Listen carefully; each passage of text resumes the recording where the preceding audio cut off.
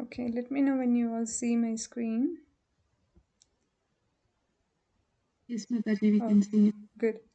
All right. So now we are in Bhagavad Gita chapter 4, verse number 17. Karmano hi api bodhavyam cha vikramanaha akarmanascha bodhavyam gahana karmano gadihi. So bodhavyam is repeated few times, right? Bodhavyam in the first line, second line, and also in third line. So what does that mean? Bodhavyam, buddhi. It's coming from the word buddhi, I believe. So bodhavyam means should be understood. As per the synonyms we can see, Prabhupada has translated it here. So what is the translation? So intricacies of action are very hard to understand. So that means law of karma is very intricate. It's a very complex structure. Therefore, one should know properly what action is and what forbidden action is, and what inaction is. So there are three different categories we have, not we have, Prabhupada has split. That is, of course, Krishna has done that, so Prabhupada has translated it here. So there are three things are spoken here, right? So one is karmana. So if we see, that is, one is karmana, and the second one is vikarmana, and third one is akarmana. Okay, so we need to understand what is what is karma, what is vikarma, what is akarma. We discussed this already. Does anyone remember what is karma? Mukesh, do you remember what is karma, vikarma, and akarma?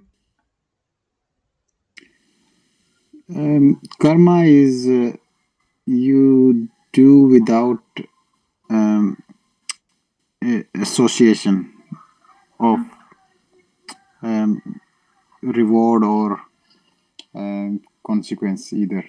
Right. Okay. That is, and akarma I don't know. Vikarma is no, I know Okay. only the karma. Okay. So, Sushma, Sumana, or Aditi, anyone wants to tell what is karma, vikarma, and akarma?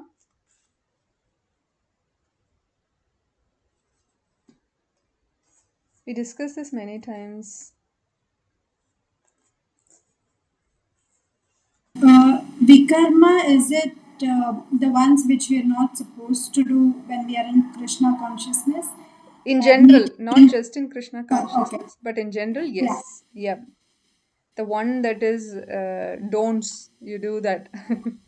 Yes. Karma means you are doing as per your occupational duty. Whatever your occupational religious duty, you do that as per that. That is karma.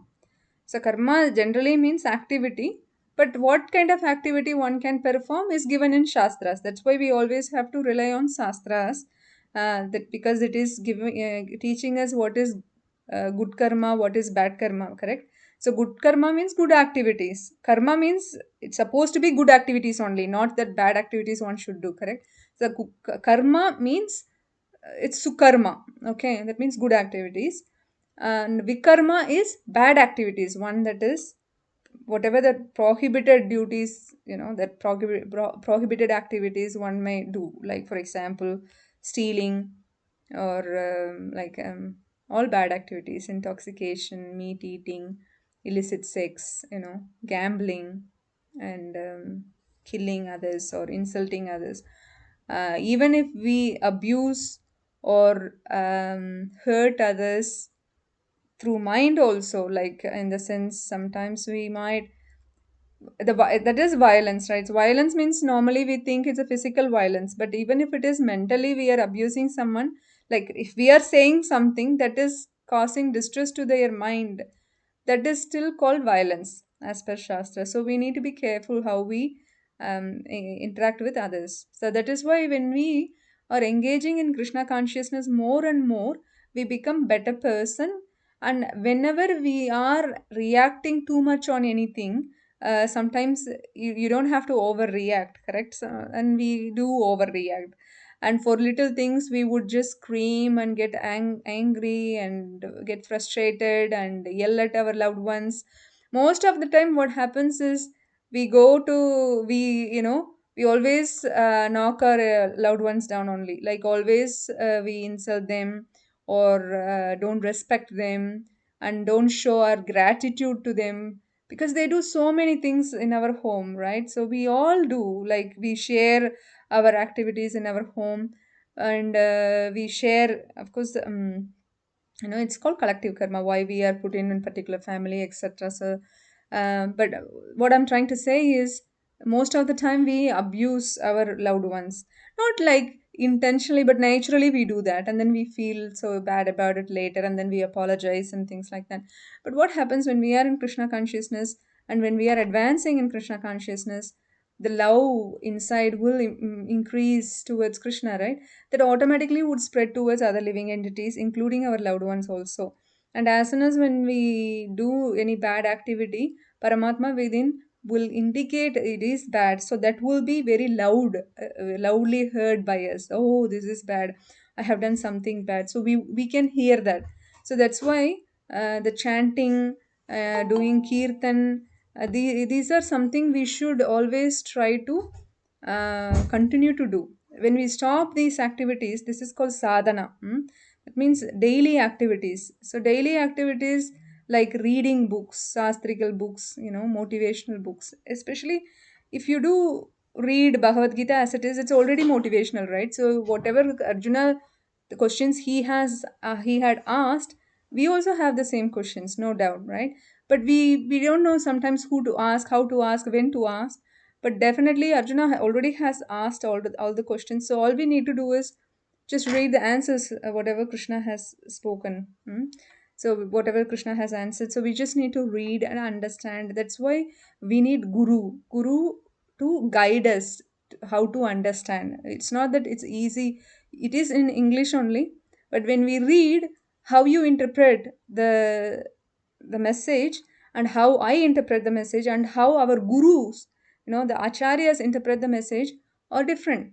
Because with our limited intelligence, with our limited experience, limited knowledge, we only understand in a limited way. But when we actually hear from the gurus, acharyas, from Guru Parampara, not from anybody, anyone can write commentary on Bhagavad Gita, but we have to read, hear from such bona fide people, person, authorized person.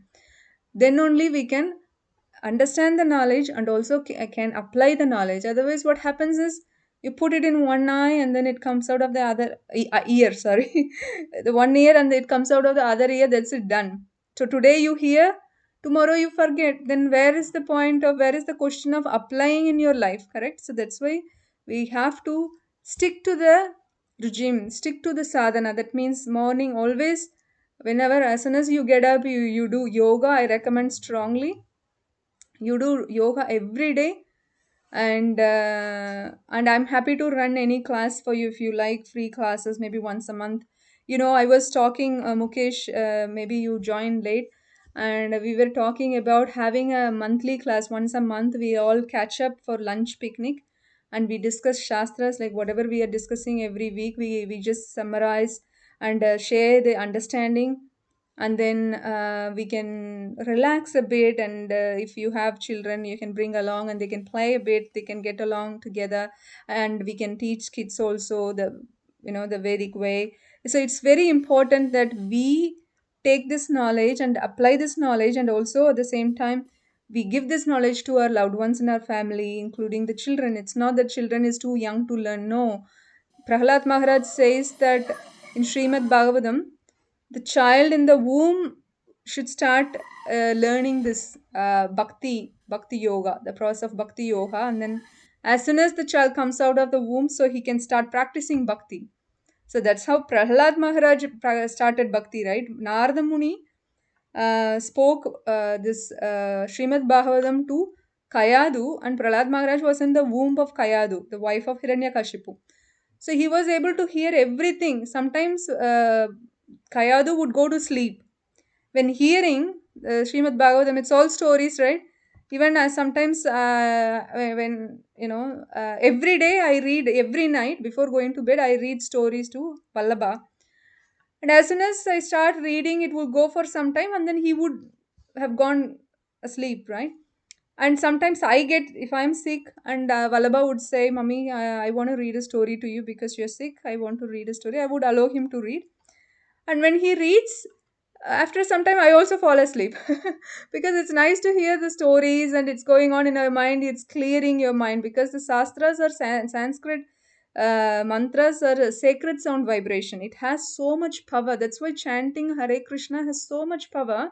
Even whether you understand or not, whether you put your faith or not, believe it or not, it works on you. It works for you. So that is the mercy of the holy name of Supreme Lord.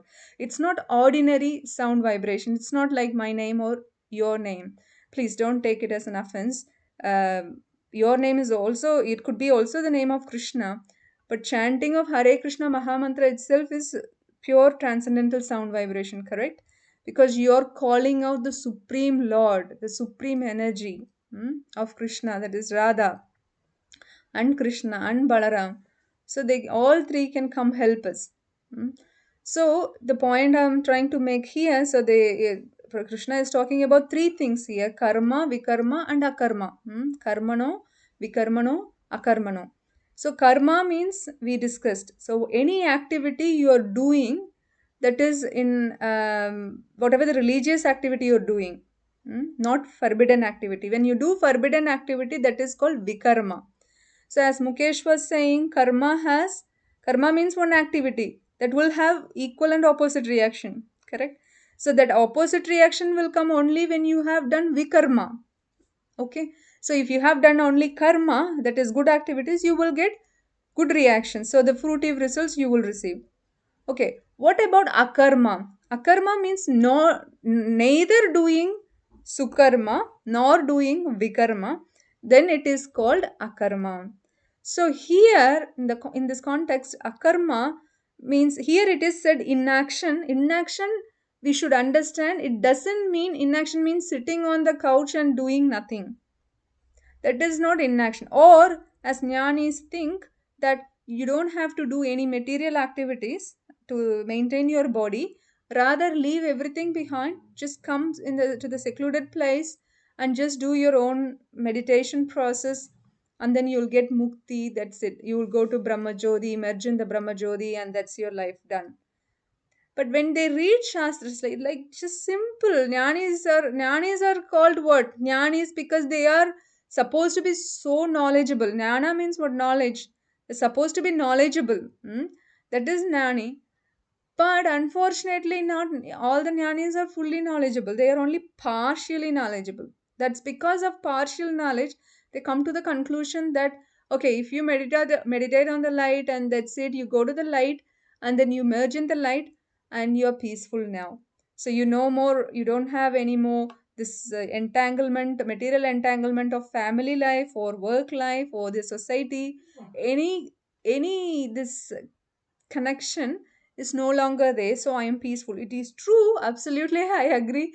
See, for example, if you're going on holidays, you will feel that relaxation because you're not going to work for those days, right? So if you, for example, if you're going to India, or Sumana, you are already in India, maybe you are coming to Australia, for example, you feel like, okay, let me forget about this work thing for 10 days.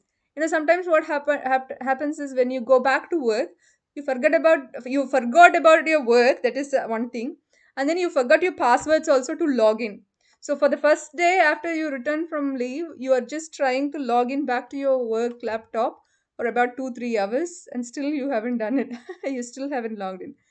This happens to some people, right? It happened to me, I think. I don't know. But I'm just telling you, sir, because we wanted to have that relaxation and not having that entanglement. And sometimes you say, for example, especially the mothers would agree, when you leave your child to someone you trust, and they're going to take good care of them, and the child also going to love it. Now you're asked to go do your shopping or do whatever you want to do outside, and how would you feel? You feel like some big wig is off your head. That's how you would feel. So this is because none of us like that material entanglement. But at the same time, say you are asked to do this thing, right? Leaving the office behind or family behind, but you're asked to go to the temple and do whatever you want. Imagine that entanglement with Krishna is so transcendental and blissful. You don't feel that as a mental pressure or there's something heavy on your top of your head, heavy, because you are liking it. This is our natural constitutional position, because always we are connected with Krishna. When you are, it's not that we are not connected with other living entities, but we are solely, mainly we are connected to Krishna. Because of Krishna we are connected to other living entities. It's not that we are supposed to hate other living entities. No, that's not correct understanding. My point is, our supreme lord is the main connection. So that's why we feel that automatic peace. Even if your work is still there, your family life is still there, but you feel that the peace, the happiness when you are in the temple or with the association of devotee. That's because that's a true connection. That's our true relationship. Whatever the relationship we have now at this moment, it is temporary, and it is for a reason, of course, but it is temporary only. But the only the eternal relationship we have is with Krishna, the Supreme Lord. Okay. And so with akarma, when you are not doing karma or vikarma, when you don't do anything, it doesn't mean we are sitting and doing nothing, but rather we are doing bhakti yoga. That's the understanding from this verse. Okay, so as I was saying, Jnani is also bewildered and thinking, no, inaction is good. But inaction from good things or bad things or not good enough. You have to do something else, because the soul will not sit down idle and then just do nothing. No, the soul, even your mind, you think about your mind, which is made up of material subtle element, right? The mind cannot sit idle for some time. So the mind always tortures you with so many things. The mind will tell you, okay, now you're free. Why don't you Google it and see what's the news? Or maybe mind will tell you, okay, check what's the weather tomorrow, whether you should wash it or not, wash the clothes or not. Or sometimes the mind will tell you, okay, watch some movie. There's a new movie. Or search for what is new movie in the market. Something like that. The mind will tell you all the time this and this, that. So that is why the idle mind is devil's workshop, they say. Correct? We shouldn't keep our mind idle. So we always should keep our mind engaged in Krishna consciousness. That way, the mind will not sway away from us. Hmm? So the soul cannot be idle. Therefore, it has to do some action. It has to perform some activities. That's why we are engaging in some Krishna consciousness activity, transcendental activities. So this is verse number 18. Karmani akarmaya pashyet akarmani cha karmayah sa buddhiman manushyeshu sa yuktah Krishna karma krit. Translation. One who sees inaction in action and action in inaction is intelligent among men, and he is in the transcendental position, although engaged in all sorts of activities. Okay, so what we need to see is verse number 18. Freedom from reaction can result from proper action, and sinful reaction can result from improper renunciation. See, we have to understand, it's not that immaturely we renunciate from this material world, worldly affairs, and then we say, okay, I go to the forest and sit in the secluded place and just do chanting or but if you're chanting Hare Krishna, at least it will be helpful. But if you're not doing that and doing some kind of material yoga, like which is some yogic posture, just simple meditation on the light is still material element, right? Light is not transcendental. But unless you're performing your meditation on the light effulgence coming from Krishna, that is Brahma Jyoti. It's not any ordinary light can become Brahma Jyoti or the effulgence of Krishna. You see a bed light, and light, the shine coming from the light rays coming from the bed light is as good as sunshine. Is it as good as sunshine? No. Even if you think it is as good as sunshine, it can't be equal, because you can't even compare the sunshine and the light coming from the thing. Therefore, the light effulgence of Krishna is Brahmajyoti. which gives the light to actual sun, and then sun gives light to moon. Moon is actually dark in nature, but the moon get lights from the sun and sun get lights from the effulgence of Krishna, that is Brahmajyoti. Okay, so this verse number 18 is interesting because it's rather they're confusing us, right? One who sees in action, in action, action, in action, etc., etc. So that it is little complex how they explain, but let's see Prabhupada's purpose. That's why we shouldn't directly jump into Bhagavad Gita without any guidance from the Guru. Okay, if we do that, our mental concoction will give you all different kinds of information or meaning, the definition. Then if you are following your own definition, we won't reach anywhere. That's why we need to follow someone superior, their guidance. So if you only have read translation, no way we will be able to understand. That's why we have purport.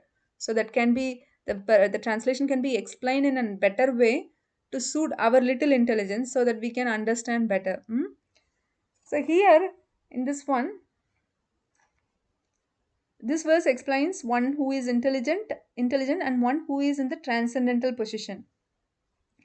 Immunity to all sorts of reactionary elements of work, how to achieve by sense of eternal servitorship to Krishna. See, as I was saying, Krishna and us, we have internal relationship. So our position is to serve the Lord naturally. That's why we are happy when we are serving the Lord. Even chanting His holy name is a service. But of course, we are getting the benefit. It's not that we are serving the Lord directly, it's through name, holy name. And Jivera Swarupa Hoy, Krishnera Nityada. So our transcendental position, not our transcendental, sorry, our constitutional position is to serve the Lord eternally, Nityadas, so always. So that is our transcendental position. If we follow that every day, we will be blissful. We will always stay blissful. But unfortunately, our mind is very fickle, right? Always it's trying to jump from one tree to another tree like a monkey. That's why one day we are very enthusiastic and we wanted to, do prayers and chanting and reading books like Bhagavad Gita as it is. But then what happens next day? We are no more interested and we are so lazy to get out of our chair or sofa or whatever, and or get out of our comfortable zone and just do whatever we otherwise do. So we need to motivate ourselves. If we find ourselves not doing that, then we pray to Krishna. Krishna, can you please help? I wanted to be happy and blissful always, right? For that, I need to remember you. If I remember you, I serve you, I will become happy and blissful. Please help me. How do I do that? How do I read your books? Help me. So anything, whatever problems we have, whether it is material or spiritual, we pray to Krishna. If we are getting bad dreams, pray to Krishna. If we are fearing of anything bad would happen to us or our loved ones, then pray to Krishna. If you're fearful of losing job, if you're fearful of losing our life, fearful or not fearful, or if we are wanting any material possessions or job, promotion, whatever it is, what is that verse? Akama karma, akama karma, kamava, moksha kama udarati, tivrena bhakti yogena, yajate purusham param. Shakama karma kama va. I wanted to check that verse.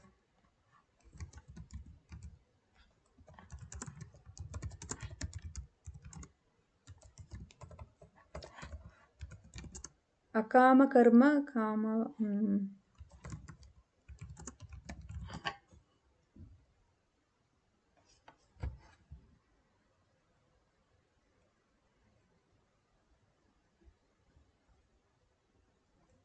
Shakama karma kama. Akama sharma sarva kamava. Here it is. See, akama karmas.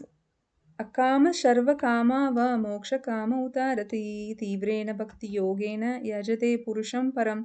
Akama means one who does not have any desire. Sarva kama means one has so many desires, all full of desires only. Moksha kama means one who is desired of mukti.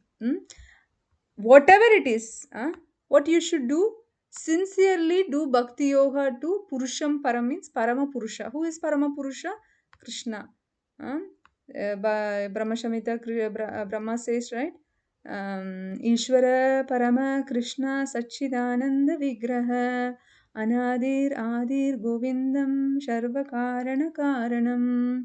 So that Parama Purusha is Krishna. Brahma itself agrees. He only says, and Arjuna also says, Pavitram Purusham Param. So he says in Bhagavad Gita also. So therefore, we need to just hear from the seniors, correct? If you are going to the job, new job, and you don't know how to do the things, what you will do, you'll ask the manager, right? I don't know, I'm new to the job. Please train me. And then what they will do, send some senior to you and sit next to you, and then they'll train you, whatever it is. And whenever you have a problem, done mistake, you have questions or anything at all related to your that subject matter, what you will do is ask the senior to help you out, correct? This is natural. Similarly, in spiritual life also, the guidance is given. Bhagavad Gita as it is given, and we can read and we can hear from them. And to apply in our life, we don't know sometimes how to apply. Then we ask the seniors, we ask acharyas if they are available, if they are still living. Of course, they are still living through books, but in terms of personally, physically, they are not here. Therefore, their representatives are still here, correct? Then we ask them. So as much as possible, we need to take an effort from our side. It's not that, of course, Krishna is so merciful, he will make arrangements. Even if you're not making any effort, if you just desire only, he will make all the arrangements, send you the senior directly to you and give you that knowledge. So that is his mercy. Just because you just desired, one time I desired to have book in my home, Bhagavad Gita as it is. Not as it is, just I thought Bhagavad Gita, keeping Bhagavad Gita at home is auspicious. So I thought like that when I was small. And reading Bhagavad Gita means big thing. You need to have big brains. I thought like that. So I wanted to have one, but I knew I don't have so much brain. But I thought it would be cool to have Bhagavad Gita. But just the desire with innocence. I didn't have any intention to read or share the knowledge. No way. I never thought about sharing the knowledge. What to speak of sharing the knowledge? I didn't even think of reading for myself. But I thought it's cool to have Bhagavad Gita because I'm an Indian. I was coming from Hinduism, so I thought it would be good. I'm no longer Hinduism, by the way, but I'm just following Krishna consciousness, which is universal. It's not Hindu, it's not Christian, or it's not Muslim. What we are following is Krishna consciousness. This is universal for all mankind and all living entity, not just the humankind. 1 second, my mobile battery is running out. 1 second, let me put the power bank.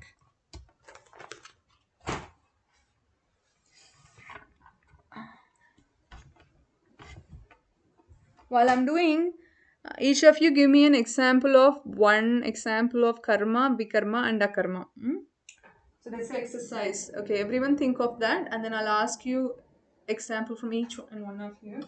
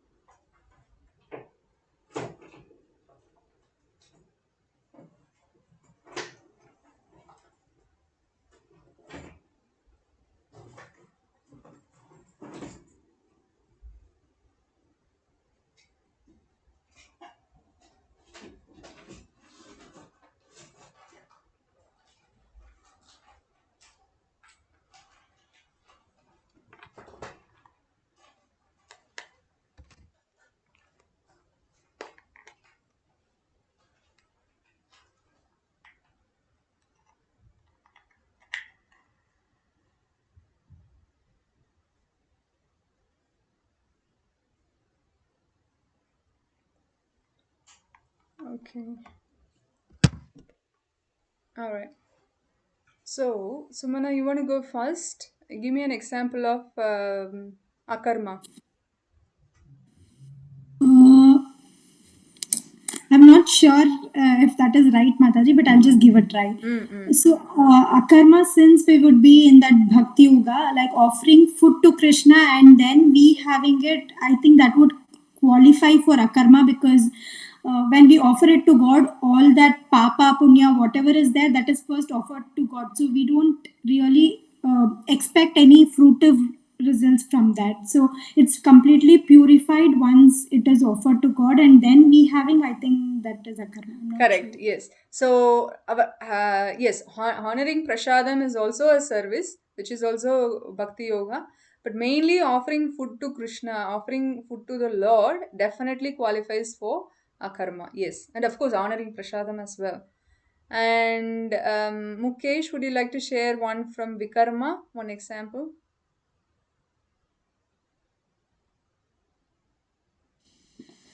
Uh, um, let's say if I'm at my job and I, rather than doing my work, I do my personal thing in that time without letting know uh, my company. I think that is Oh, come on, Mukesh. So, do you no, think? No, no, no. no. That's a good one. Yeah, but at work, doing other personal stuff, you think it's I mean, qualified as a sin, is it?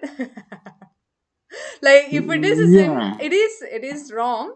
But what I'm saying is, no, no, you're right. But what I'm trying to say is, like, everyone, almost everyone, would be doing most of the time. No, no, no. No, what Yeah, I'm saying, yeah, if I'm just paid for 8 hours, okay, and if yeah.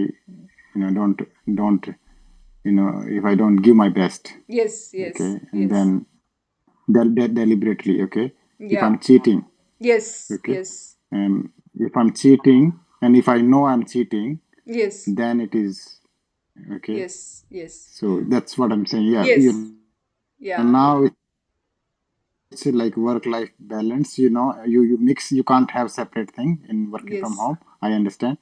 But what I'm saying, if I'm cheating, Correct, okay, correct, correct. um, and I know that I'm cheating, then it is, yeah. Yes. Absolutely. I agree. And also, Vikarma, it doesn't necessarily mean that what you're doing is sin, but you're still willingly or unwillingly doing it. Is it still Vikarma? No.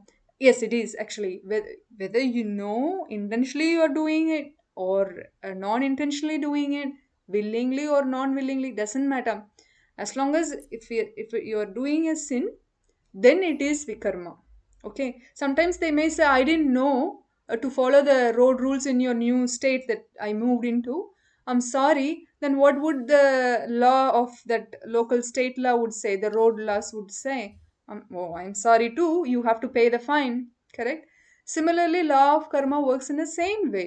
If you don't know the rule of mankind, or the rule in the sense what is the proper way of living, correct, the civilized means what? Respecting others, being grateful to the nature and other living entities. These are simple things. Civilized mean people think, dressed up nicely, going to the office, earning good money, having a nice home. This is not civilized. This is completely being luxurious and more materialistic. But civilized means very minimalism, being simple, humble, and grateful to others, to the living entities, and I mean other living entities, and the Mother Earth and the nature. Simple things like that, and helping others. These are the things called being civilized. So here, sometimes you see people don't even respect the ladies in the public. Sometimes they are rude to the ladies. I'm not saying here, but generally, sometimes they do some nuisance, some wrong activities in front of the public, in front of the children, in front of the ladies. These are not civilized manner. These are also vikarma. So vikarma means whether you know the rules of humankind or not, doesn't matter, you will get the sinful reaction. You can't just blame, oh, I don't know. You can't give any excuse on that. Okay, so Aditi, Yeah, you want to give? hurting someone is also karma. Correct. Yes. physically or mentally. Mentally. Yes. Absolutely. Very good.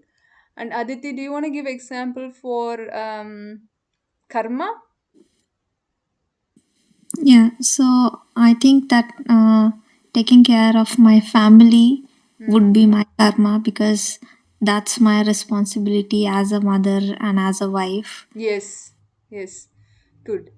Yes. Yeah. All of you told very good examples. So, any questions in this subject, like three divisions of karma? Yes, Mataji. Am I If right I in assuming? oh, go, Okay, sorry. Yep. no, Someone go would go. ahead, please. Someone has to Okay, go. Okay. okay. Sumana, Uh, is that you? Sushma Mataji, Sushma. Sushma. Okay, you go first, and Yes. then Mukesh will ask next. Yeah. So, am I right in assuming that any karma done without expecting the result is a karma?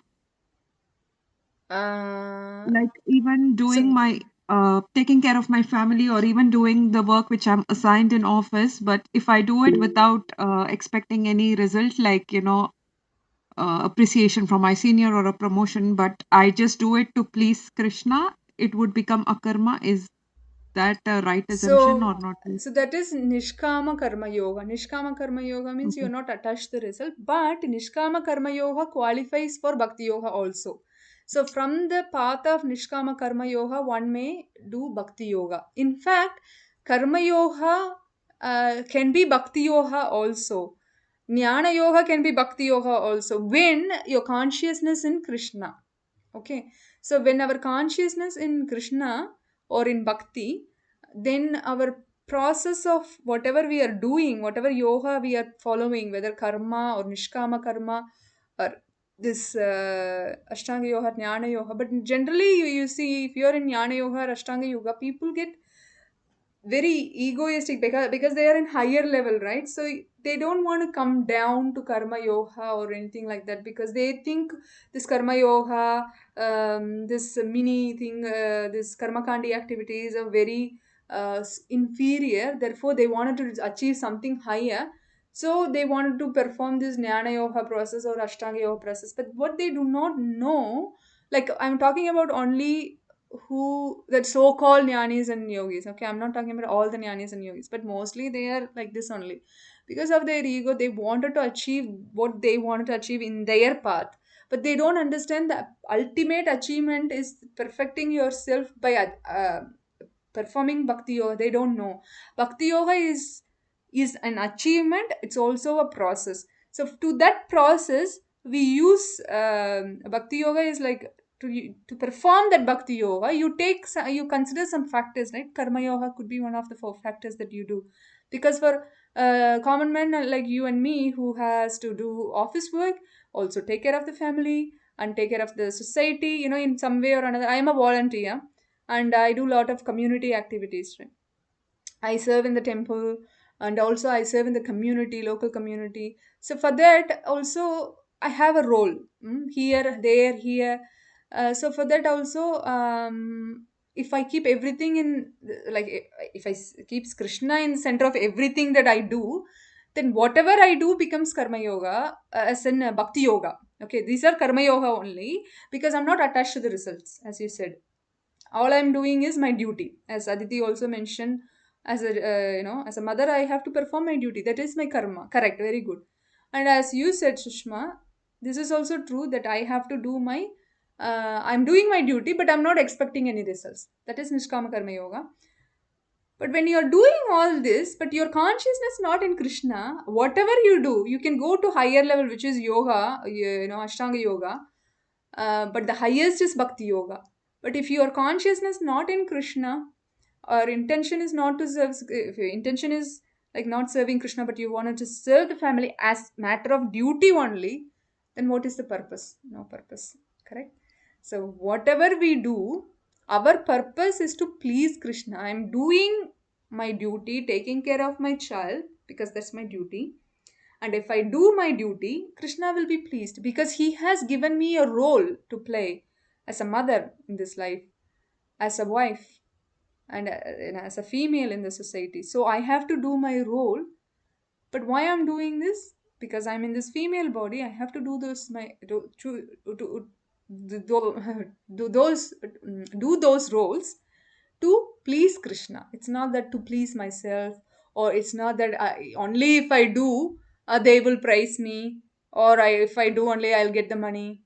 Yes, they praise me, I'll get the money. Yes, but why? To survive in Krishna consciousness, to maintain my Krishna consciousness, I have to do all these things, and I'm doing it. So that should be our consciousness. It's not that, oh, do I have to do this?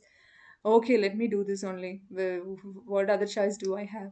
And not for Krishna, not for them, just for my own peace of mind. Then this is not Krishna consciousness. This is my mind on my consciousness.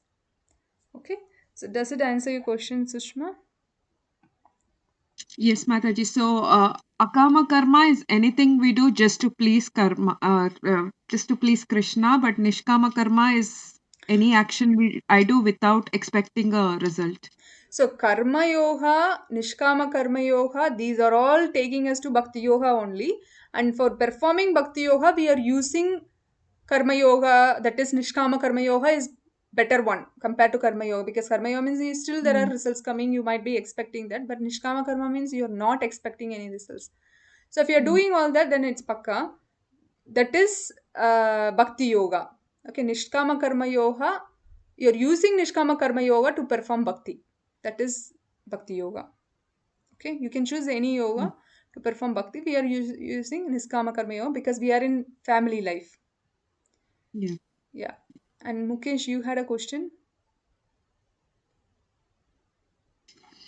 So, what about people who are not in Krishna conscious, and do we need to teach them or not? Like, if you are surrounded by other people who are not aware of Krishna conscious, Yes, and if they absolutely. are doing akarma, or do we need to tell them, or we just keep quiet, or So what happens is, because first of all we need to teach ourselves.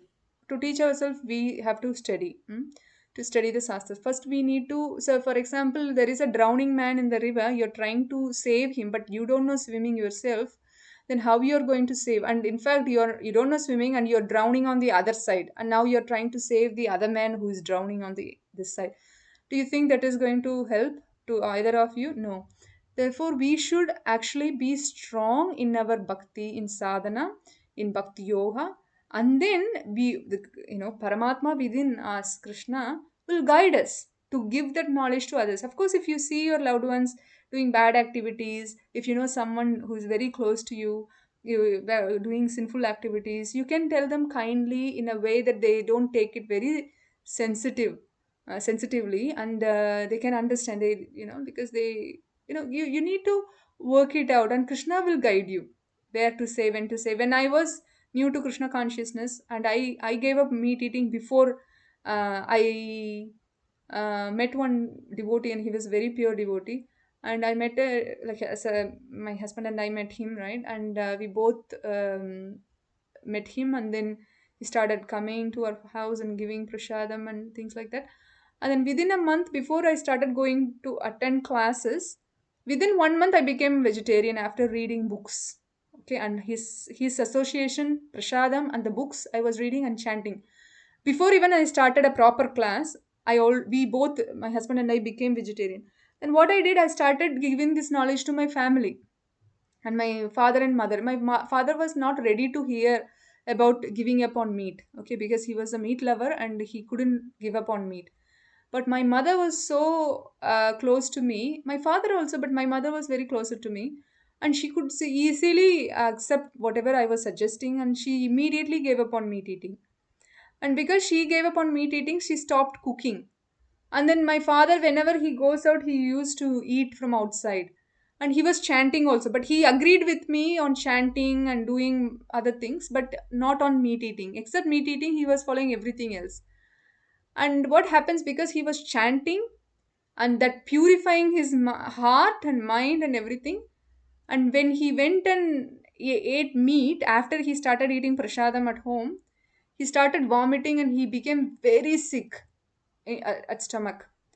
And then he realized, definitely he has been eating meat for like what, 65 years or something, and all of a sudden he is having this stomach issue after having just same meat. And then he realized it is Krishna. It's Krishna's mercy. Immediately he gave up on meat. So Krishna will make arrangement. If you are making an effort to correct somebody, um, and Krishna will give you the intelligence on how to say, what to say, because you pray to Krishna before you're speaking to someone, right? Because we mostly, someone who's elder, they might take it as an offense, right? We need to be very careful also. Oh, what is this guy? He just saying Bhakti Yoga and Krishna consciousness. I've been doing a lot of temple worship and deity worship, demigod worship, and now he is teaching me this. And I've been doing this. This is not a sin. What is he talking about? This is sin. So they can't understand where you're coming from because you're reading from the references, shastras, but they are doing it on their own whimsical way. Sometimes they've been practicing this for like few decades and they can't just change it because you wanted them to. So you need to be careful on when to say, what to say, who to say also. But before that, we need to be very strong in our. We need to be with full conviction for with what we are reading and studying, and then only we can give this knowledge to others. You can slowly give knowledge generally, and then only bring up the point of sin and good and bad. Because for us in Krishna consciousness, we are not interested in good activities or bad activities. We are interested in Krishna consciousness activity, correct? That means, of course, good activities we will be doing, not bad activities, but we are keeping Krishna in the center and to please Krishna. So he is pleased. We are doing our duty means he is pleased, but we are doing it at our total best, not that you're doing it just for the sake. Did it answer your question, Mukesh? Yeah. Okay. Any other questions? Yeah, I have one question. Like in Hindi, we say Sukarma means good work, Yes, yes. and Ku means bad. So Kukarma means bad work, Mm. and then Akarma, means nothing. Mm. So when we say Akarma, does that mean that, let's say, someone is helping poor, giving them blankets or giving them food, and would that be a karma? Still it would be a karma, but how would we define a karma in if we try to understand in plain word the meaning of that word a karma? Okay, that's what Krishna also saying here, right? So Sukarma is karma. Generally speaking, in this context, we are saying Sukarma is karma, that is doing good activities. Vikarma is bad activities. Akarma means neither good activities nor bad activities. Then what are you doing? Are you doing nothing? No, I am doing something. What is that something? That is Bhakti Yoga. Right? Do you understand? And when you are giving blanket or food to the poor, is it akarma? No, it is karma. What karma? Sukarma. Does it have entanglement that will create entanglement? Absolutely 100% yes. Okay. When you become a poor because of your past misdeeds, if you have to become a poor in any of your future lifetimes, then someone will give you the same blanket and food. Do we want that? For that, do we have to take birth again? No. That is why we are doing anything keeping Krishna in the center. How do we do this? You want to help the poor, but at the same time, I want that to be qualified as akarma, that is bhakti yoga. Okay, that is not inaction, that is bhakti yoga. But jnanis want akarma in the context of inaction. Okay, doing nothing. Saubari Muni going under the ocean and chanting and meditating, and he doesn't want to be entangled in material affairs. He doesn't want to see the material world. That's why he went under the ocean and meditated. Did it help? No. He was thinking this is inaction. Inaction means I don't want to be in any family life or social life. I wanted to be just myself. And he saw two fishes coupling and then he became very agitated. Then he went out of the ocean and he got married and things happened. Do we want that? Do we want No. that jnani process? No. We want bhakti yoga. So that means how do we do that? So you can give food to the poor, right? But you can give prashadam. Instead of normal food, you can give prashadam that will purify him and also you, because you have pleased Krishna. Whatever action you are doing, think, would this please Krishna? If you don't know, you ask someone, because like you asked, because we think, oh, I'm doing good deeds, I'm going to the this is altruism, like you wanted to clean the garbage area, in India. A lot of some friends of mine, they just go on the weekends or something, monthly once or something, they go and clean um, the garbage area, because it used to be river or something like that. They wanted to clear all these things. Why they wanted to one thing is, definitely they want the fame that they are doing this, which is great, and they also wanted to have pious credit, because they will get good results, because they're doing good, they want a good result. Some people think, no, I don't want good results, I don't want fame, I'm just doing it for the peace of mind. But still you're wanting something, right? You want that satisfaction, you're doing it. But in Krishna consciousness, we are not doing for any of this. We want to please Krishna. And whatever we do, we see we should connect that with Krishna. If we are helping the poor, give him book, give him some knowledge, give him prasadam. But if he is not in the condition to read or hear books, sometimes here in Australia, the homeless people can read. If you give book, they'll read. Like small books you can get from the temple and then give it to them. That's also a service to Krishna.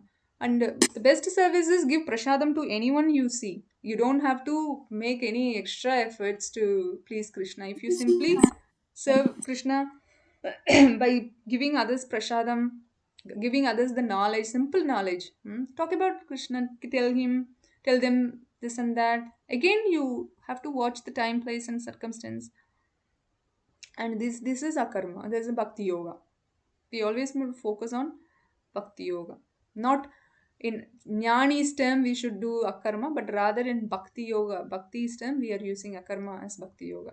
It doesn't make sense, Aditi? Yes, Mataji. Okay. All right. I'll stop here, unless if you have any other questions, any of you. Okay. No questions? Okay. I'll stop here. Thank you very much.